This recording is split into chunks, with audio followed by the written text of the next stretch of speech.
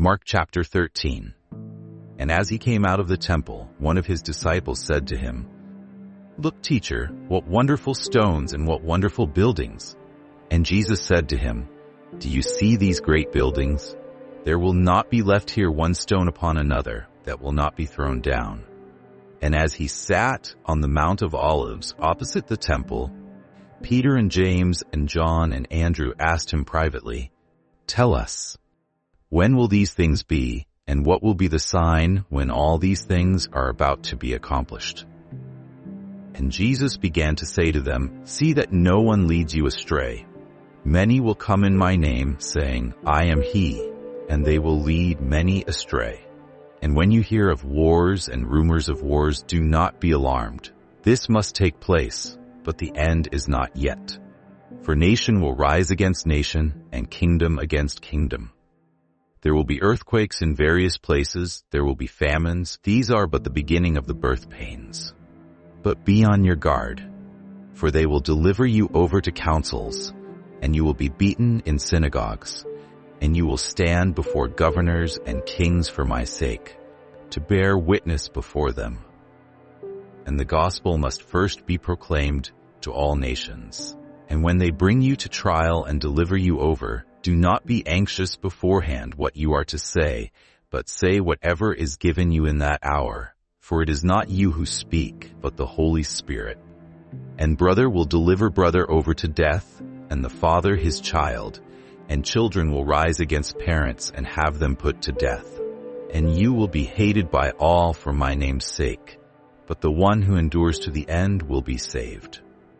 But when you see the abomination of desolation standing where he ought not to be, let the reader understand, then let those who are in Judea flee to the mountains. Let the one who is on the housetop not go down, nor enter his house to take anything out, and let the one who is in the field not turn back to take his cloak. And alas for women who are pregnant, and for those who are nursing infants in those days. Pray that it may not happen in winter. For in those days there will be such tribulation as has not been from the beginning of the creation that God created until now, and never will be. And if the Lord had not cut short the days, no human being would be saved. But for the sake of the elect whom he chose, he shortened the days. And then if anyone says to you, 'Look, here is the Christ,' or 'Look, there he is,' do not believe it. For false Christs and false prophets will arise and perform signs and wonders to lead astray, if possible, the elect. But be on guard. I have told you all things beforehand. But in those days, after that tribulation, the sun will be darkened, and the moon will not give its light, and the stars will be falling from heaven, and the powers in the heavens will be shaken. And then they will see the Son of Man coming in clouds with great power and glory. And then he will send out the angels and gather his elect from the four winds, from the ends of the earth to the ends of heaven.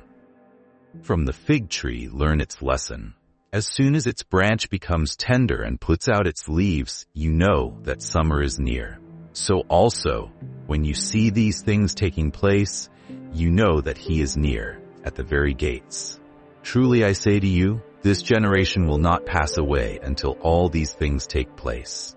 Heaven and earth will pass away, but my words will not pass away. But concerning that day or that hour, no one knows, not even the angels in heaven, nor the Son, but only the Father. Be on guard, keep awake, for you do not know when the time will come.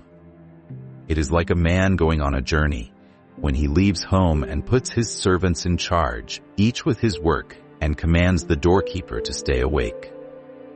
Therefore stay awake, for you do not know when the master of the house will come, in the evening, or at midnight, or when the rooster crows, or in the morning, lest he come suddenly and find you asleep.